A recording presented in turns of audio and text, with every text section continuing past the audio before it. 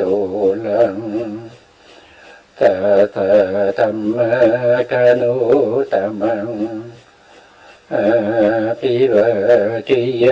ปาติสังอาภิธรรมัตตะสังฆังตถาวุตาภิธรรมัตตะจตุตถาปรมัตตโต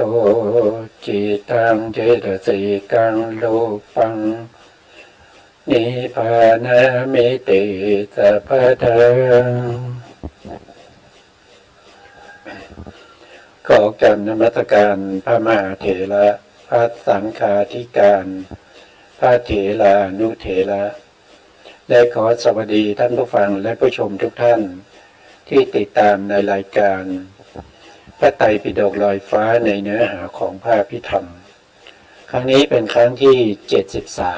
73เราก็ยังศึกษาในเรื่องของอาหารอยู่นะครับอาหารมีอยู่4อย่างด้วยกันนะครับอาหาร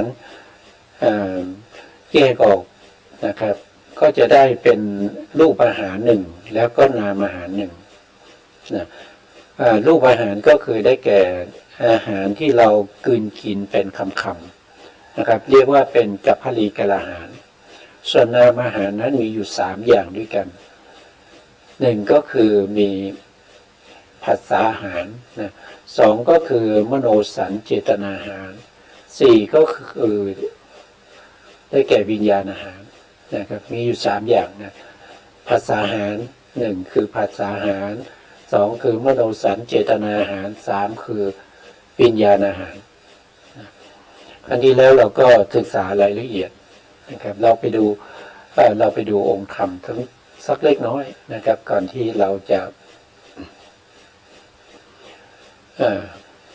อาหารนะครับซึ่งเป็นธรรมหมวดที่7ในมิสกะสังหาอาหารมีอยู่4อย่างหนึ่งก็คือกัปพลีกะอาหารกัปพลีกะอาหารก็คือธรรมชาติที่เป็นผู้นำให้อะไรให้อาหารชลูปเกิด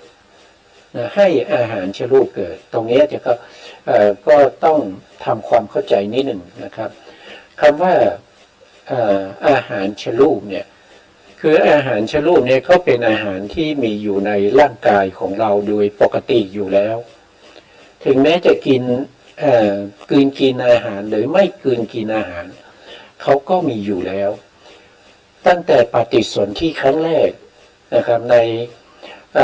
นปฏิสนธิจิตแล้วก็มีกรรมชลูปเกิดขึ้นด้วยในกรรมชลูปนั้นก็จะมีอาหารชลูปอยู่แล้วเพราะอาหารชลูปนี้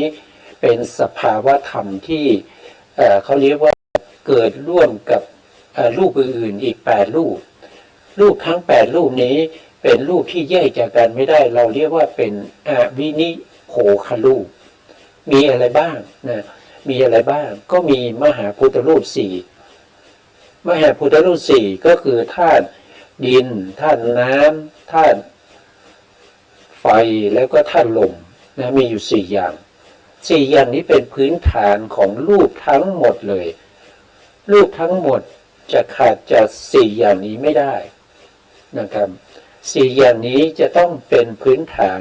ของรูปไม่ว่าจะเป็นกามชรูปอุตุชรูปจิตตชรูปหรืออาหารชรูปก็จะต้องมีรูปทั้ง4นี้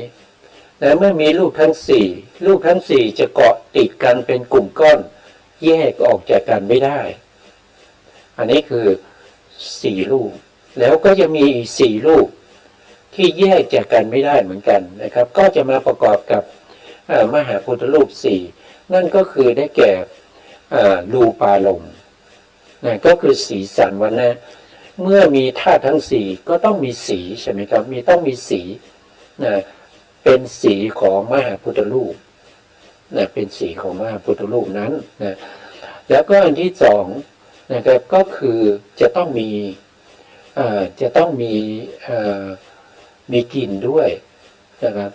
เมื่อมีสีมีกลิ่นแล้วก็มีรสอีก1อย่างนะครับก็จะเป็น3อันที่4ก็คือได้แก่อาหารก็คืออาหารตัวนี้แหละนะอาหารชลูปตัวนี้นะครับ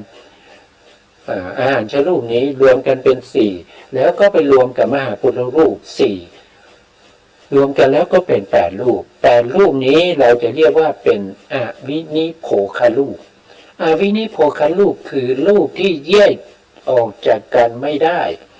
ถึงแม้จะมีนักวิทยาศาสตร์ที่เก่งมีความสามารถเหลือหลายนะครับ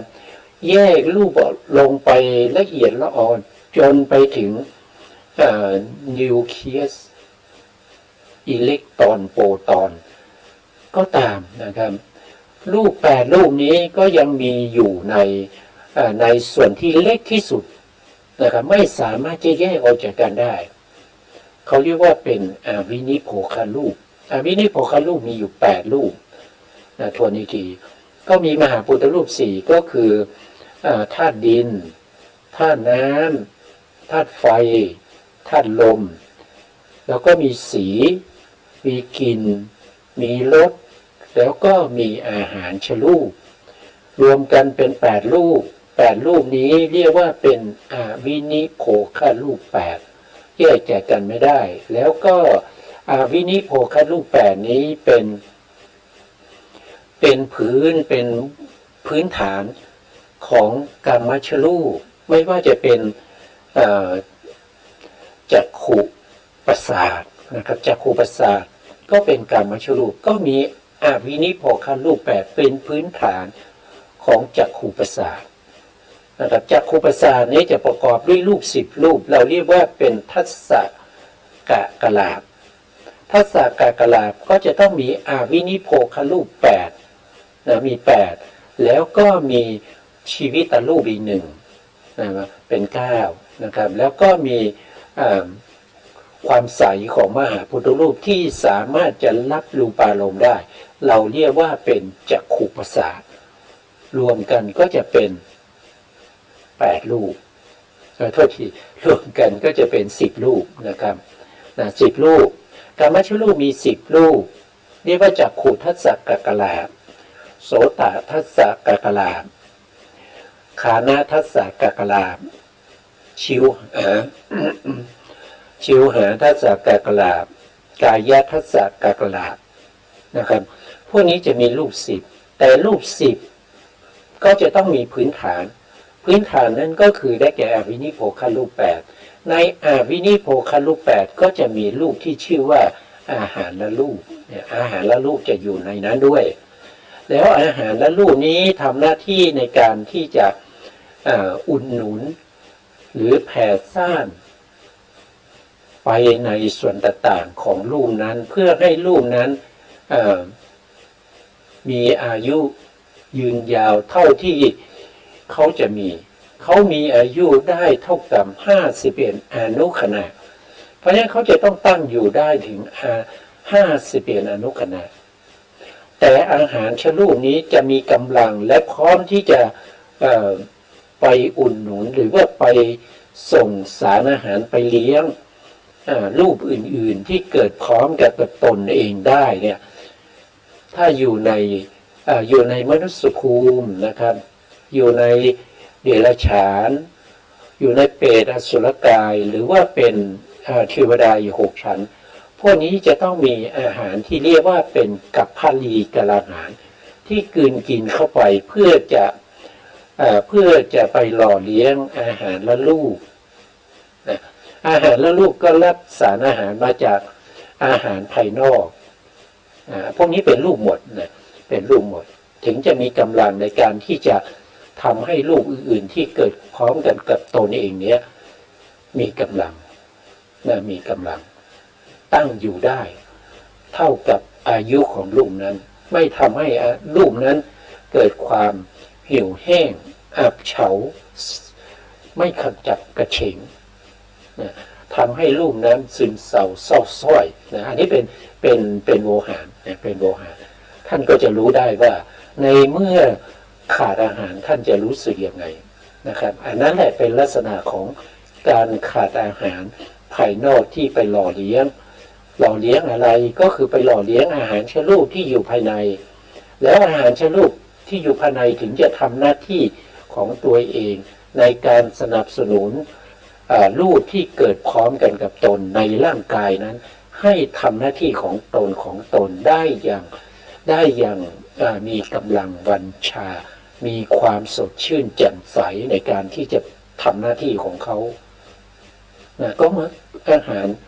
ภายนอกก็มีอาหารเป็นอาหารที่สำคัญต่อร่างกายของเราเหมือนกันส่วนสัตว์นอกนั้นเขาจะไม่มีการกลืนกินอาหารคืออะไรสัตว์นอกนั้นคืออะไรก็คือสัตว์นรกสัตว์นรกนี่ไม่มีการที่จะทานอาหารเป็นคำๆนะครับสัตว์นรกเนี่ยเขาอยู่ได้เพราะกรรมนะครับเพราะกรรมของเขาเนี่ยเพราะกรรมนะครับเพราะกรรมเป็นตัวที่หล่อเลี้ยงเขาเอาไว้นะครับหล่อเลี้ยงเขาเอาไว้กรรมนั้นได้แก่อะไรก็คือได้แก่มโนสัญเจตนาหารมโนสัญเจตนาหารคือตัวเจตนาคือความจงใจนะครับที่อยู่ในอกุศลจิตแล้วก็อยู่ในโลกิยกุศลเป็นตัวอาหารเป็นตัวกรรมที่เรียกว่าเป็นอาหารเป็นตัวที่คอยที่จะส่งผลนะครับในขณะที่เขากำลังเกิดขึ้นอกุศลกำลังเกิดขึ้นอกุศลจิตกำลังเกิดขึ้นแล้วก็อกุศลจิตนี้เป็นปัจจัยให้เกิดวจีกรรมที่เป็นทุจริตให้เกิดกายกรรมที่เป็นทุจริตเมื่อกระทำไปแล้วกรรมนั้นครบองค์กรรมบทกระทำไปแล้วครบองค์กรรมบทแล้วกรรมนั้นเขาจะให้ผลหลังจากที่เราทำสำเร็จบริบูรณ์ไปแล้วขึ้นอยู่กับจังหวะเวลาโอกาสขึ้นอยู่กับสมบัติ4วิบัติ4ที่จะเป็นเหตุเป็นปัจจัยเปิดประตูให้กรรมนั้นมีโอกาสส่งผลเมื่อกรรมนั้นมีโอกาสส่งผลกรรมที่ครบองค์กรรมบทก็ทำให้เราไปเกิดในอบายนะให้เราไปเกิดในอบายถ้าเป็นโลภะก็ไปเกิดอาจจะไปเกิดเป็นสัตว์นรกก็ได้นะเกิดโลภะเกิดเป็นเปรตก็ได้เกิดเป็นสุรกายก็ได้เกิดเป็นเดรัจฉานก็ได้ถ้าเป็นทิฏฐิคือความเห็นผิดก็จะนำให้เราไปเกิดในนรกกับเดรัจฉานนะครับถ้ามีมานะมีกำลังก็ไปเกิดในนรกอย่างเงี้ยถ้าเป็นโทสะก็คือประทุษร้ายก็ไปเกิดในนรกนะครับก็ไปเกิดในนรกอย่างเงี้ยนะครับถ้าเป็นโมหะนี่ก็เกิดได้ทั้งที่เป็นเดรัจฉานเป็นเปรตเป็นอสุรกายเป็นสัตว์นรกก็ขึ้นอยู่กำลังถ้ากำลังมากก็ไปเกิดในนรกเลยนะอย่างนี้เป็นลักษณะของมโนสัญเจตนาหารที่เกิดขึ้นในอกุศลจิตคือตัวเจตนาที่เกิดพร้อมกับอกุศลจิตมีอยู่12ดวงเมื่ออกุศลจิตเกิดขึ้น12ดวงก็เป็นเหตุเป็นปัจจัยทำให้วจีกรรมที่เป็นทุจริตวจีทุจริตก็เกิดขึ้นกายทุจริตก็เกิดขึ้นก็มาจากไหนก็มาจากมโนสัญเจตนาหารก็คือตัวเจตนาเจตสิกที่ส่งผลให้เกิดปฏิสนธิการก็ไปเกิดได้ทั้งที่เป็นถ้าเป็นอกุศลใช่ไหมก็เกิดในใบสี่แต่ถ้าเป็นโลกียกุศลก็จะเกิดในภพภูมิตามสมควรเช่นกามสุขติภูมิ7หรือว่าไปเกิดในรูปประพรหมนะครับไปเกิดในรูปประพรหมหรือว่าไปเกิดในอารูปประพรหมก็ได้ก็ขึ้นอยู่กับว่าเรากำลังทำกรรมนั้นด้วยวิธีไหนถ้าเป็นมโนกรรมก็จะมีทั้งที่เป็นไปในกามภูมิใช่ไหมมโนกรรมที่เป็นไปในรูปประพรหมมโนกรรมที่เป็นไปในอารูปประพรหมก็คือตัวเจตนาที่เกิดขึ้นในมหากุศลและจิตนี้ก็เป็นไปในกามภูมิก็คือเกิดในกามสุขติภูมิ ก็คือเป็นมนุษย์หนึ่งเป็นเทวดาอีก6 ชั้นแต่ถ้าเป็นมโนกรรมก็เกิดในจิตที่เป็นฌานจิตอย่างนี้เจตนาที่อยู่ในฌานจิตคือปฐมฌานทุติยฌานตติยฌานจตุตถฌานแล้วปัญจมฌานนะครับก็ไปเกิดได้ทั้งที่เป็นรูปประพรหมแล้วก็อรูปประพรหมอันนี้มาจากไหนก็มาจากตัวมโนสัญเจตนานั่นแหละเนี่ยมโนสัญเจตนาหารที่เป็นเหตุเป็นปัจจัยให้เราต้องเวียนว่ายตายเกิดด้วยอำนาจของความจงใจนะครับความจงใจการจัดแจงหรือว่าการกระตุ้นเตือนให้สัมปยุตธรรมทั้งหลายที่เกิดพร้อมกันกับตัวเองเนี่ยให้ทำหน้าที่ของใครของมันให้สมบูรณ์ให้บริบูรณ์ในหน้าที่ของตัวเองเป็นตัวที่จัดแจงเป็นตัวที่กระตุ้นเตือนชักชวนสัมปยุตธรรมให้ทำหน้าที่เราเรียกว่าเป็นตัวเจตนาเจตนาเป็นอาหารเรียกว่ามโนสัญเจตนาอาหารแปลว่านำมาเจตนาแปลว่าเจตนาก็คืออาหารเพราะว่านำมาซึ่งวิปากวิญญาณแล้วก็กรรมชรูปวิปากวิญญาณมีทั้งในปฏิสนธิการแล้วก็มีทั้งในประวัติการถ้าเป็นกรรมชรูปนี้มีเฉพาะในปฏิสนธิการกรรมชรูปที่อยู่ในประวัติการที่เกิดขึ้นที่อุปาทขณะหรือถีติขณะของปฏิสนธิจิตถีติขณะเท่าทีนะครับที่เกิดขึ้นในถีติขณะแล้วก็พังค่าขณะของปฏิสนธิจิตนั้นเราไม่เรียกว่าเราไม่ถือว่าเกิดพร้อมกับจิต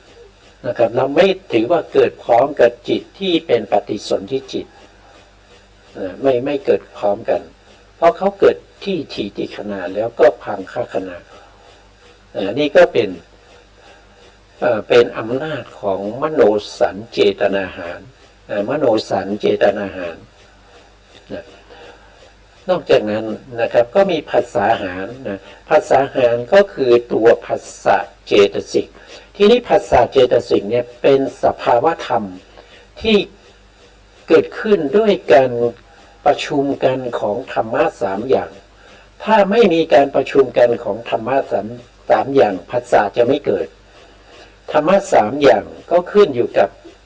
ว่าโดยรวมเนี่ยเขาจะมีอยู่6 อย่างนะครับอย่างเช่นจักขุสัมผัสสะจักขุสัมผัสสะก็คือเกิดขึ้นเนื่องจากว่าการประชุมกันของธรรมะ3 อย่างนั่นก็คือได้แก่จักขุประสาทกระทบกับรูปารมณ์แล้วก็เกิดเป็นจักขุวิญญาณเมื่อ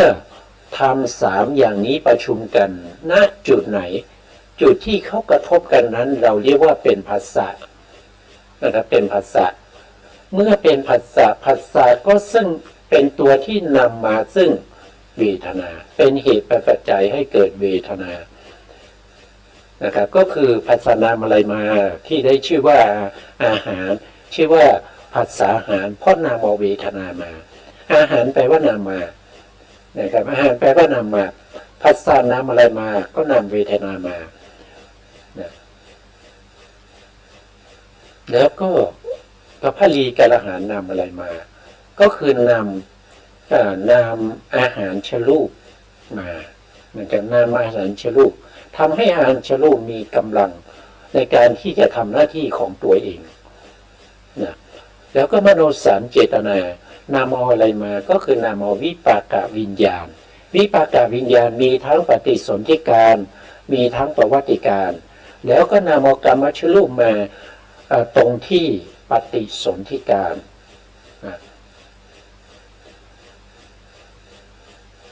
แล้วก็อาหารที่4เราจะเรียกว่าวิญญาณอาหารนะครับวิญญาณอาหารวิญญาณอาหารก็คือได้แก่จิตทั้งหมดตัวจิตเนี่ยเรียกว่าอาหารเพราะจิตนำมาซึ่งนามและรูปจิตนี้เป็นตัวนำมาซึ่งนามและรูปนามคืออะไรนามก็คือเจตสิก52 ดวงตัวจิตเป็นตัวนามเอาเจตสิกมาเจตสิก52ถูกจิตเป็นผู้นำมา จิตที่นำมาก็เรียกว่าเป็นวิญญาณอาหารนามเจตสิก52มาถ้าไม่มีจิตเจตสิกเกิดไม่ได้นะครับจริงๆเกิด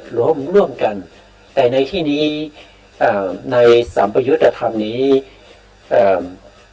พระพุทธองค์ทรงยกให้จิตเป็นประธานนะครับเป็นประธานในการรู้อารมณ์เพราะฉะนั้นวิญญาณหรือจิตนี้เป็นตัวนำมาซึ่งเจตสิกที่เกิดร่วมกันกับตัวเองแล้วก็นำรูปมาด้วยนะครับนำรูปมาด้วยรูปนั้นได้แก่อะไรก็คือได้แก่กรรมชรูปเหมือนกันนะครับก็คือได้แก่กรรมชรูปแล้วก็ยังได้แก่จิตตชรูปด้วยจิตตชรูปด้วยจิตตชรูปจะเกิดที่อุปาทขณะ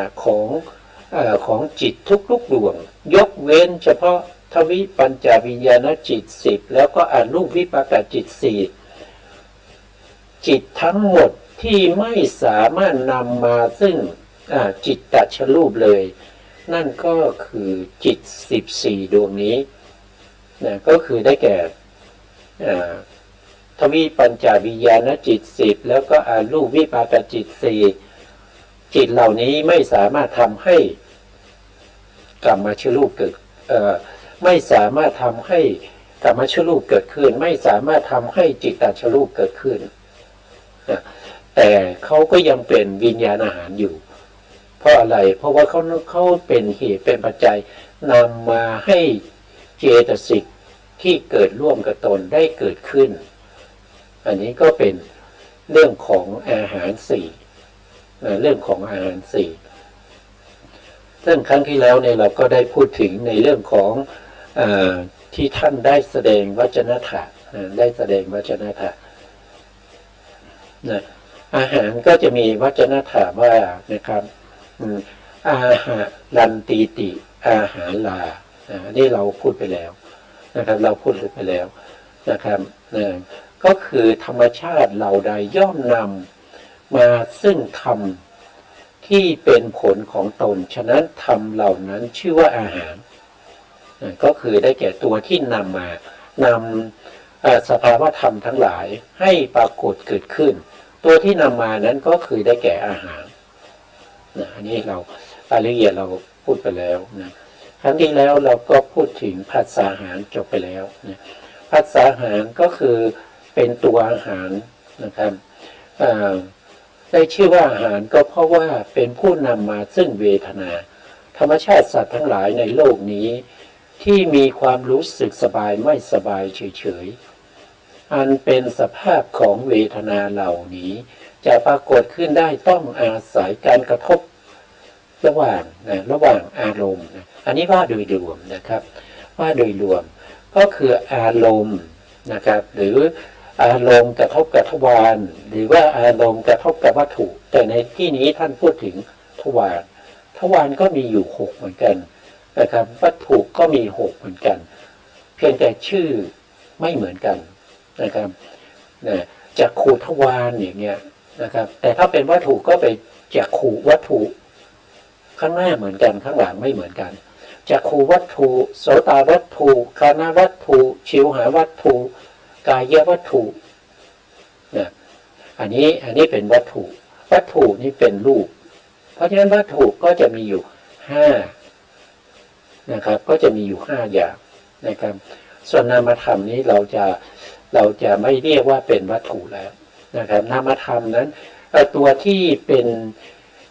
นตัวที่อารมณ์มากระทบนั้นก็คือได้แก่มโนในที่นี้หมายถึงภวังคจิตภวังคจิตที่ถูกอารมณ์ใหม่กระทบเมื่ออารมณ์ใหม่กระทบภวังคจิตก็จะขาดไปเพราะอารมณ์มากระทบกับภวังคจิตทำให้ภวังคจิตเกิดการหวั่นไหวนะครับเกิดการเขาเรียกว่าภวังคจิตที่เป็นภวังคจิตที่ถูกรูปที่เป็นนิพพานรูปก็คือหมายถึงการนึกคิดที่มีสภาวะของความเป็นนิพพานรูปก็จะมีอาติตะภวังคัจจรณะภวังคุปจิทะแล้วก็ขาดไปมโน วิญญาณทำหน้าที่อาวาชนะเกิดขึ้นแต่ถ้าเป็นการนึกคิดโดยไม่มีสภาวะที่เป็นนิพพานรูปก็จะมี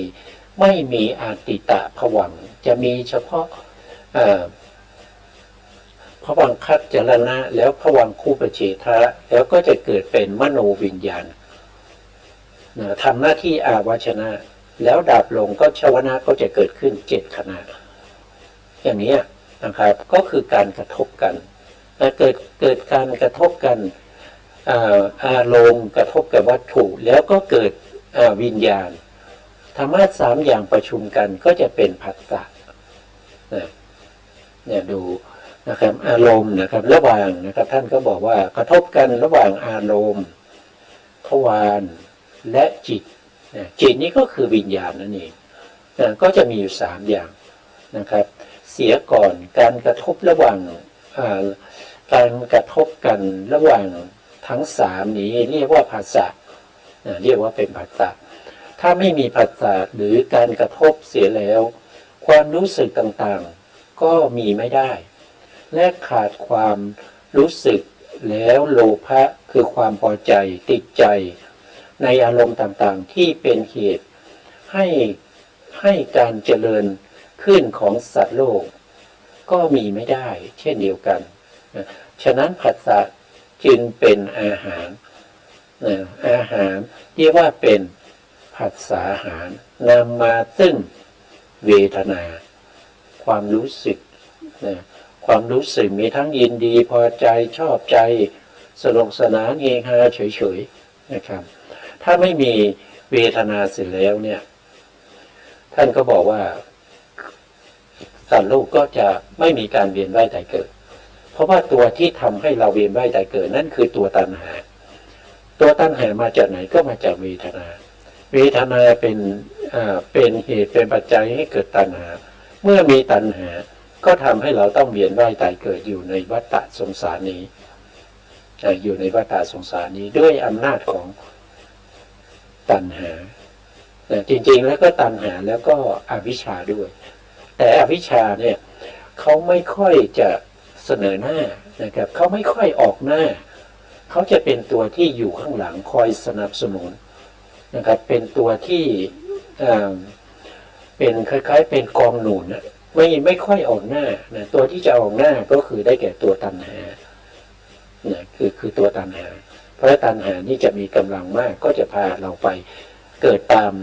อำนาจของตัณหานั้นเวียนว่ายตายเกิดในทั้งทุกขติภูมิสุขติภูมิก็แล้วแต่จะนำพาไปนะครับไม่ใช่สัตว์ไม่ใช่บุคคลไม่ใช่ตัวตนไม่ใช่ชีวะไม่ใช่พระเจ้ามากำหนดให้เราจะต้องเป็นอย่างนั้นเป็นอย่างนี้เราจะต้องไปเกิดตรงนั้นตรงนี้ไม่ใช่เขาเป็นไปด้วยอำนาจของสภาวธรรมเหล่านี้เป็นตัวที่ทำให้เราต้องเวียนว่ายตายเกิดก็จะเป็นไปตามธรรมชาติเขาเป็นไปอย่างนี้แต่ก็มีธรรมชาติที่เป็นเหตุเป็นปัจจัยให้เราไม่ต้องเวียนว่ายตายเกิดธรรมชาตินั้นเป็นธรรมชาติที่ละเอียดลึกซึ้งนะครับผู้ที่จะรู้ได้จะต้องเป็นผู้ที่มีปัญญาแล้วผู้ที่มีปัญญาแล้วจะต้องเป็นผู้ที่มีบุญบารมีสะสมบุญบารมีไม่ใช่ว่าอยู่ๆแล้วก็จะพอมีปัญญาแล้วก็มาประพฤติปฏิบัติเฉพาะในภพนี้แล้วก็สามารถที่จะหลุดพ้นจากกำจัดเสียซึ่งตัณหาหลุดพ้นจากวัฏฏะสงสารเป็นไปไม่ได้นะครับผู้ที่มีปัญญามากอย่างเช่นสุเมธาดาบทนะครับเป็นผู้ที่มีเลิศเป็นปัญญายังจะต้องใช้เวลาในการที่จะบำเพ็ญบารมีถึง4อสงไขยแสนมหากัปกว่าจะได้เป็นพระพุทธเจ้ายิ่งด้วยปัญญาสร้างบารมีน้อยที่สุด4อสงไขยแสนมหากัปนะครับแล้วเรามีปัญญาเท่าไหร่อย่างไรนะครับเราถึงไม่ต้องสร้างบารมีพอมาเกิดพวกนี้ก็หวังที่จะหลุดพ้นจากการเวียนว่ายตายเกิดนะครับ ขอสรุปวิธีปฏิบัติง่ายๆทำง่ายๆแล้วก็ได้เป็นพระอรหันต์แล้วก็จะไม่ต้องเวียนว่ายตายเกิดขออาจารย์ช่วยสรุปหน่อยสรุปเป็นข้อมาเลยข้อ 1ทำยังไงข้อ 2ทำยังไงมันไม่ง่ายอย่างนั้นนะครับมันไม่ง่ายอย่างนั้นถ้าง่ายอย่างนั้นก็ไม่มีสัตว์ที่เวียนว่ายตายเกิดแล้วไปนิพพานกันหมดนะครับไปนิพพานกันหมดแล้วเพราะฉะนั้นการจะไปนิพพานต้องมีบุญบารมีแล้วก็ต้องมีปัญญานะครับแล้วก็ต้องมีบารมีปัญญาเป็นพื้นฐานในการสร้างบารมีให้เป็นเหตุเป็นปัจจัยให้เราได้ดวงตาเห็นพระนิพพานนะครับได้ญาณทัศนะนะครับให้มีดวงตาเห็นธรรมนะต่อไปนะครับต่อไปเรากลับสู่เนื้อหาของเราต่อนะครับต่อไปเรื่องของเจตนานะครับเจตนาเป็น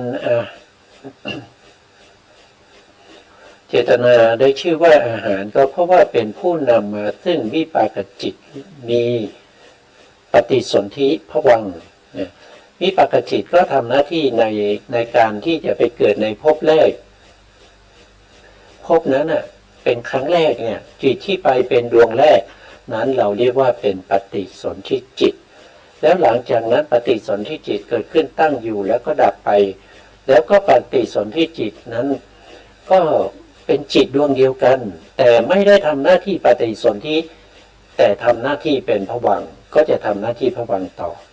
ถามว่าปฏิสนธิจิตแล้วก็ภวังคจิตเนี่ยเขาเป็นดวงเดียวกันใช่ไหมตอบว่าไม่ใช่นะครับไม่ใช่แต่เขามีสภาวะธรรมเหมือนกันนะครับสัมปยุตธรรมเหมือนกันมีอารมณ์เดียวกันปฏิสนธิจิตมีอารมณ์อย่างไรภวังคจิตก็จะมีอารมณ์อย่างนั้นปฏิสนธิจิตมีเจตสิกประกอบเท่าไหร่ภวังคจิตก็จะมีเจตสิกประกอบนั้นแล้วก็เจตสิกในจิตเขาทำหน้าที่ยังไง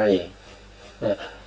ภวังคจิตเขาก็จะทำหน้าที่อย่างนั้นเหมือนกันเลยบางท่านก็ไปสรุปว่าภวังคจิตกับปฏิสนธิจิตจุติจิตนั้นมันเป็นจิตดวงเดียวกันไม่ใช่นะมันเป็นคนละดวงจิตที่เป็นปฏิสนธิจิตเกิดขึ้นมามีขณะตั้งอยู่แค่3อนุขณะเล็กๆอุปาทขณะทิฏฐิขณะพังคขณะเขาก็ดับไปแล้วนะเขาก็ดับไปแล้วจิตดวงใหม่ก็เกิดขึ้นอีกจิตดวงนี้มีสภาพเหมือนกับปฏิสนธิจิตมีอารมณ์เดียวกันกับปฏิสนธิจิตแต่เขาไม่ใช่ปฏิสนธิจิตเขาเป็นภวังคจิตเขาทำหน้าที่ในการเขาเรียกว่าภวังค์ก็คือรักษาไว้ซึ่งภพชาตินั้น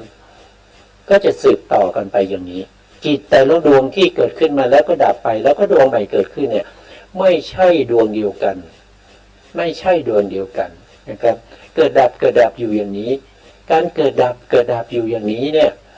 มันแสดงให้เราได้เห็นถึงความเป็นอนิจจังคือความไม่เที่ยงความไม่เที่ยงของจิตปฏิสนธิจิตเกิดขึ้นมาแล้วตั้งอยู่แค่3อนุขณะจิตแล้วก็ดับไปจิตดวงใหม่ก็เกิดขึ้นใช่ไหมครับมันไม่ใช่ดวงเดียวกันนะมันก็เกิดดับอยู่อย่างนี้นั่นแหละมันแสดงสภาวะของความเป็นอนิจจังในเมื่อมันเป็นอนิจจังมันทนอยู่ในสภาพเดิมไม่ได้จากที่มันไม่มีจิตดวงนั้นไม่เคยมีในภพใหม่เลยอยู่ๆก็เกิดขึ้นเป็นปฏิสนธิจิตจากที่มันไม่มีแล้วก็มามีจากที่มีแล้วก็ดับไปไม่มีทนอยู่ในสภาพเดิมไม่ได้มันเป็นอนิจจังธรรมที่เป็นอนิจจังก็เป็นทุกข์นะธรรมไหนที่มันไม่สามารถคงสภาพเดิมได้มันต้องเปลี่ยนแปลงไปสภาวะธรรมนั้นเป็นทุกข์นะครับเป็นทุกข์นะทุกข์นี้มาจากไหนมาจากการเปลี่ยนแปลงโดยทนอยู่ในสภาพเดิมไม่ได้ทนอยู่ในสภาพเดิมไม่ได้เนี่ยมันเป็นอนิจจังอันนี้เพราะความเป็นอนิจจังจึงทำให้เกิดเป็นทุกข์เมื่อเป็นอนิจจังด้วยเป็นทุกข์ด้วยควรหรือที่เราจะตามเห็นว่าสิ่งนั้นเป็นตัวตนของเราเป็นอัตตาของเรานะครับเป็นเรา นั่นเป็นเราเป็นนั่นเป็นอัตตาของเรามันควรหรือไม่อันนี้ก็เป็นสภาวธรรมที่มันมีอยู่จริงๆแล้วก็มันมีอยู่อย่างนี้คู่ไปกับสังสารวัฏนะครับสังสารวัฏที่เวียนว่ายตายเกิดเนี่ยมันก็จะมีแต่สภาวธรรมอย่างนี้ทั้งหมดเลยที่มีการเวียนว่ายตายเกิดนะเมื่อมันมีการเวียนว่ายตายเกิดมันก็จะต้องมีสภาวธรรมที่ไม่เวียนว่ายตายเกิดอันนี้เป็นความคิดของผู้ที่มีปัญญานะครับเป็นความคิดของสุเมธาดาบทนะเมื่อมีการเวียนว่ายตายเกิดนั่นก็แสดงว่าจะต้องมีธรรมที่ไม่เวียนว่ายตายเกิดไม่เวียนว่ายตายเกิดนั่นก็คือได้แก่นิพพานนะครับเปรียบเสมือนว่ามีความร้อนก็ต้องมีความเย็นนะเมื่อมีความเย็นก็ต้องมีความร้อนมันเป็นธรรมดามันต้องมีอย่างนั้นอันนี้เป็นเรื่องของการเวียนว่ายตายเกิดนะครับการเวียนว่ายตายเกิดเข้ามาจากตัวเจตนานะครับเจตนาเป็นตัวที่จัดแจงปรุงแต่งให้มีการเวียนว่ายตายเกิดนะก็คือตัวกรรมนั่นเองนะครับก็คือเป็นเจตนาอาหารนะครับเจตนาก็เป็นอาหารเนี่ยนะครับเจตนาชื่อว่าอาหารก็เพราะนั้นเป็นผู้นำมาซึ่งวิปากจิตมีทั้งปฏิสนธิการแล้วก็ปวัตติการมีปฏิสนธิภวังค์นี้เป็นปวัตติการแล้วจักขูวิญญาณนี้ก็เป็นวิปากจิตแต่เป็นปวัตติการแล้วนะครับเป็น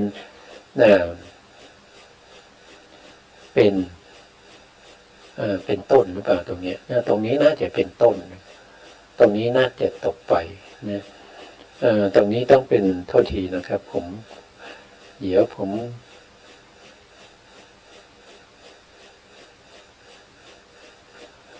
ตรงนี้ก็เป็นต้นนะ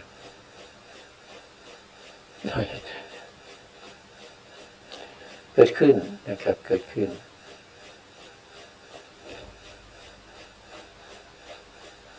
เป็นต้นเกิดขึ้น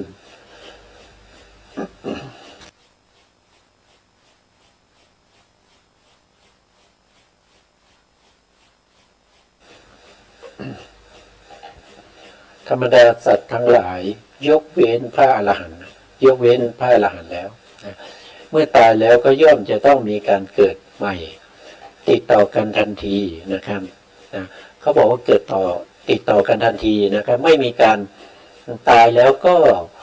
ไม่มีการล่องลอยไปหาที่เกิดไม่มีนะ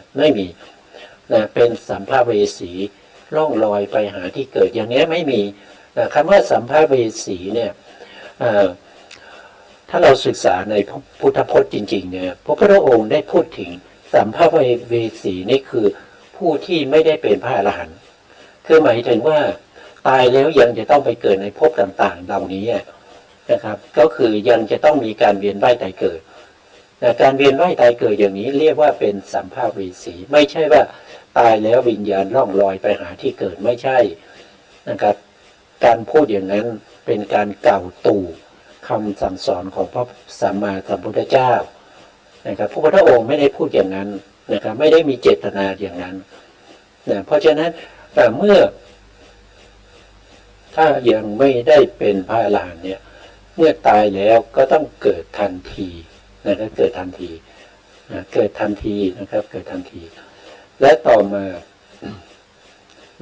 าก็มีการเห็นการได้ยินการได้กลิ่นได้รสได้สัมผัสปรากฏขึ้นเหล่านี้เป็นวิปากวิญญาณทั้งสิ้นนะครับและธรรมที่เป็นเหตุให้เป็นเหตุแห่งการเกิดขึ้นของวิปากวิญญาณเหล่านี้ก็คือตัวเจตนาเป็นตัวที่ทำให้มีการเวียนว่ายตายเกิดแต่เจตนาที่ทำให้มีการเวียนว่ายตายเกิดก็จะประกอบอยู่ในกุศลจิต12ดวงกับโลกิยะกุศล17ดวงนะครับ17ดวง ที่มีสภาพจัดแจงการกระทำต่างๆอันเกี่ยวด้วยกายวาจาด้วยกายบ้างวาจาบ้างใจบ้างนะครับถ้ามีเจตนาเป็นผู้จัดแจงแล้วสัตว์ทั้งหลายเมื่อตายแล้วก็มีการเกิดการเห็นการได้ยินเป็นต้นนะครับเจตนาเป็นผู้นำสัตว์ทั้งหลายเกิดขึ้น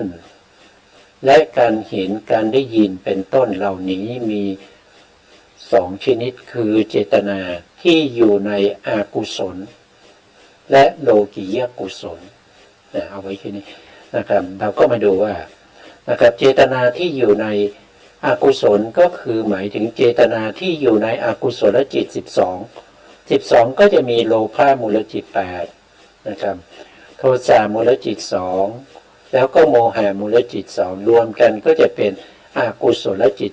12แล้วก็ตัวเจตนาที่อยู่ในนี้นะที่อยู่ประกอบอยู่ในอกุศลจิต12นี้เป็นตัวที่นำไปเป็นตัวที่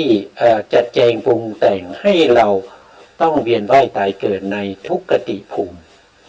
ในทุกขติภูมินะมีอยู่4ภูมิก็เป็นเดรัจฉานเปรตอสุรกายสัตว์นรกแล้วตรงนี้ท่านบอกว่าตรงนี้และโลกียกุศลโลกียกุศลก็จะมีอยู่17ดวงด้วยกัน17ดวงได้แก่อะไรนะครับเราก็มาดูนะก็คือมหากุศล8อันนี้มหากุศล8เป็นโลกียกุศลที่ทำให้เราต้องเวียนว่ายตายเกิดนะแล้วก็มีรูปาวจรกุศลอีก5รวมกันเป็นเท่าไหร่ก็เป็น13นะ8บวก5ก็เป็น13แล้วก็ยังมีรูปาวจรกุศลอีก4รวมกันก็จะเป็น17ดวงนี้เป็นเหตุเป็นปัจจัยให้เราต้องเวียนว่ายตายเกิดอยู่ในสุคติภูมิสุคติภูมินั้นก็จะมีอยู่เท่าไหร่นะครับลบออกไป5นะครับลบไป5ก็จะเหลืออยู่26ภูมิลบไป5นะครับ26ถูกละ26ภูมินะ26ภูมิที่ลบออกไปนั่นคือได้แก่อะไรได้แก่ไบยภูมิ4แล้วก็ได้แก่อสัญญาสัตตภูมิ1เป็นภูมิที่เกิดด้วยรูปนะครับเกิดด้วยรูปเกิดด้วยมโนสัญเจตนาที่ในภพก่อน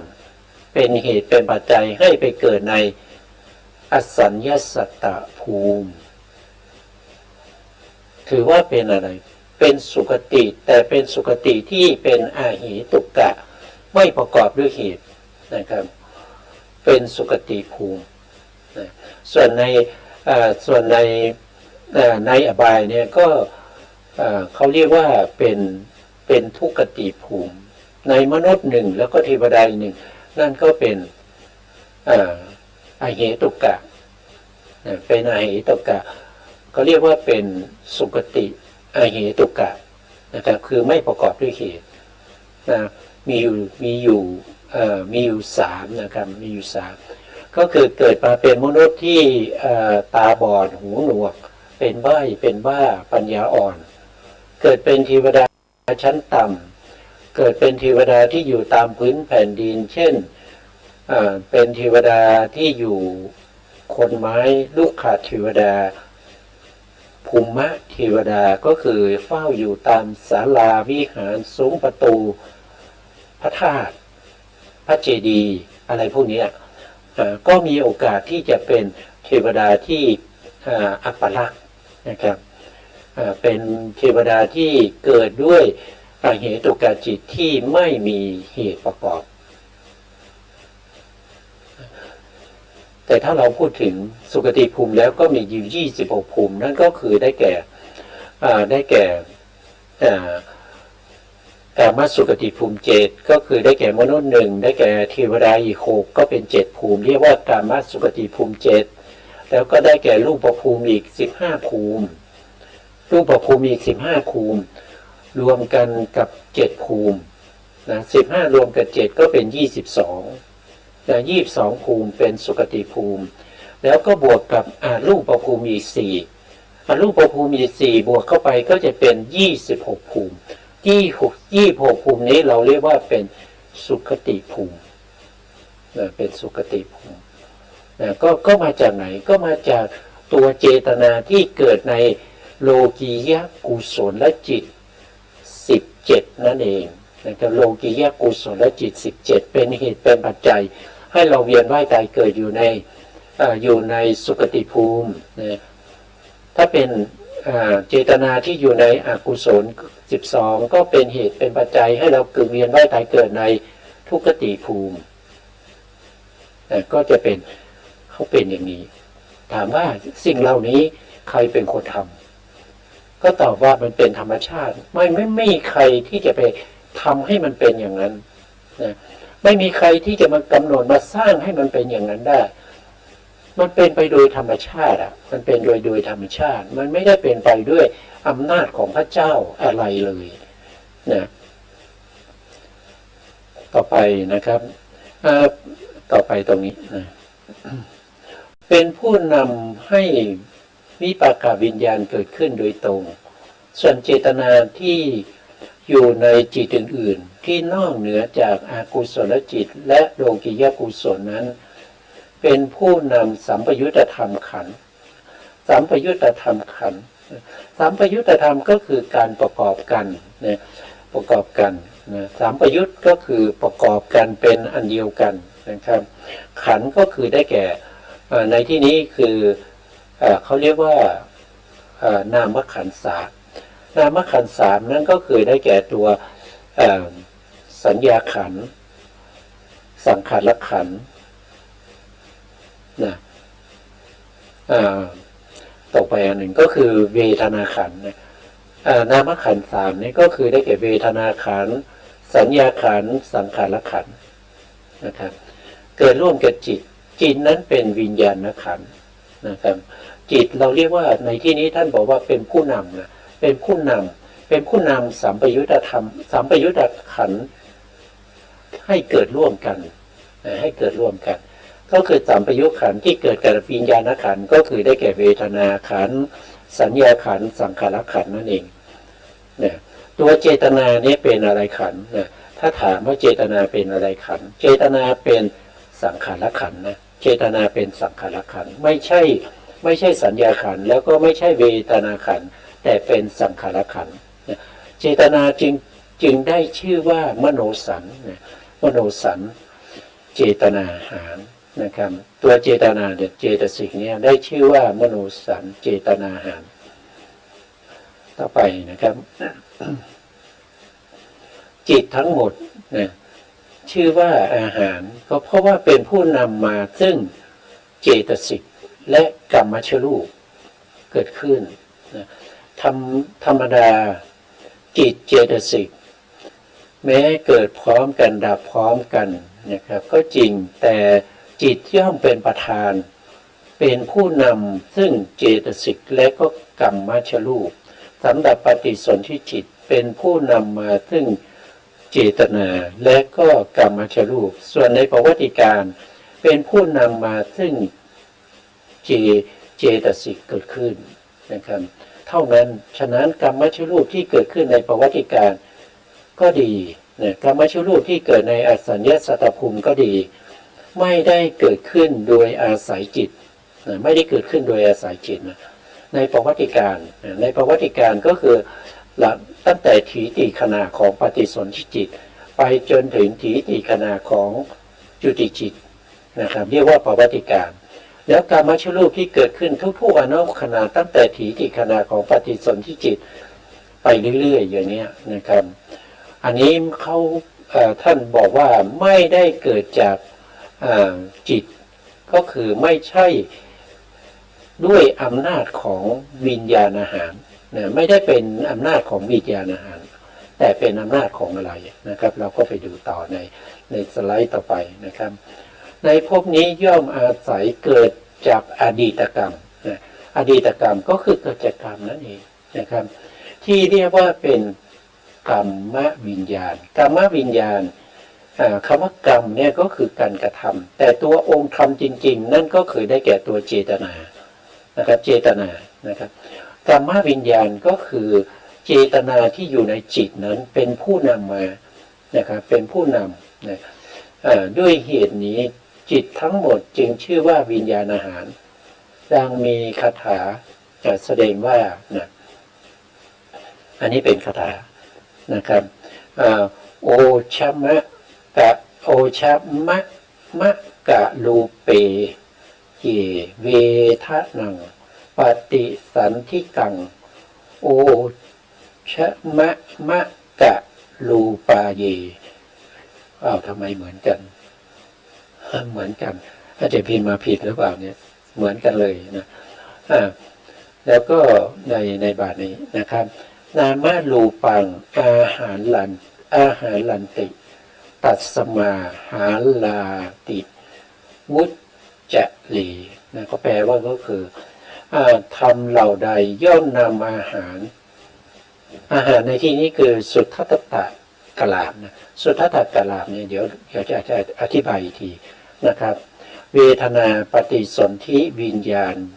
เจตสิกและกรรมมัชรูปโดยความโดยเฉพาะของตนฉะนั้นธรรมเหล่านั้นจึงชื่อว่าอาหารอันนี้ก็คือคาถาที่พูดถึงในเรื่องของอาหารทั้งหมดนะอาหารทั้งหมดคำว่าสุทธัตถกลาบสุทธัตถกลาบเราสุทธัตถกลาบผมสุทธัตถกลาบก็คือตรงนี้นะครับมาดูตรงนี้นะก็คือตัวที่เป็นมูละนั่นเองนะครับอย่างเช่นอาหารเนี่ยนะครับอาหารชะลูกเนี่ยก็จะได้แก่ตรงนี้นะอาหารเนี่ยตรงนี้อาหารชักกะลาบนะครับองค์ธรรมก็คือได้แก่อาหารรูป11นะครับเว้นปริเฉทรูปอาหารกะลาบ2คือมูละกะลาบแล้วก็มูลีกะลาบนะมูละกะลาบคือตัวไหนก็คือตัวตรงนี้มูละกะลาบของอาหารและรูปมี1อย่างเป็นสุทธัตถกะลาบเนี่ยตรงเนี้ยเป็นสุทธัตถกะลาบแล้วสุทธัตถกะลาบนั้นก็จะมีรูปอยู่8รูปนะครับรูปอยู่8รูปนั้นเราเรียกว่าเป็นอวินิโภครูป8อวินิโภครูป8นั้นเป็นสุทธัตถกะลาบที่เป็นอาหารนะครับจิตก็เช่นเดียวกันจิตตชรูปก็มีสุทธัตถกะลาบนะครับเป็นมูละกะลาบถ้าเป็นมูลีล่ะถ้าเป็นมูลีก็จะเป็นตรงนี้นะมีอยู่11รูปนะมีอยู่11รูปนะ11รูปนะตามที่ท่านได้แสดงไว้ตรงนี้นะครับก็คืออาหารที่รูป11รูปนะครับเป็นอาหารที่เป็นอาหารกะลาบมี2ก็คือมูละ1มูลี1นะครับมูลีก็คือตรงนี้นะครับก็คือละหุตาที่เอกทัสสะกะลาบนะมีรูปอยู่11รูปก็คืออวินิโภครูป8แล้วก็วิการละรูป3นะวิการละรูป3นะเราก็มาดูวิการละรูป3ก็คือตรงนี้นะครับวิการละรูป3ก็มีละหุตานะละหุตาก็คือสภาวะธรรมที่อ่อนนะสภาวะธรรมที่อ่อนแล้วก็มุทุตาสภาวะธรรมที่เบาน่าสลับกันมาละหุตาเบามุทุตาอ่อนแล้วกัมมัญญตาก็คือสภาวะธรรมที่ควรนะครับก็คือ3รูปนี้ประกอบกับอวินิโภครูป8รูปนั้นเรียกว่าเป็นรูปอาหารเป็นกัพพลีกะอาหารนะครับอันนี้ก็เป็นในลักษณะอย่างนี้นะครับวันนี้เวลาเราก็หมดนะ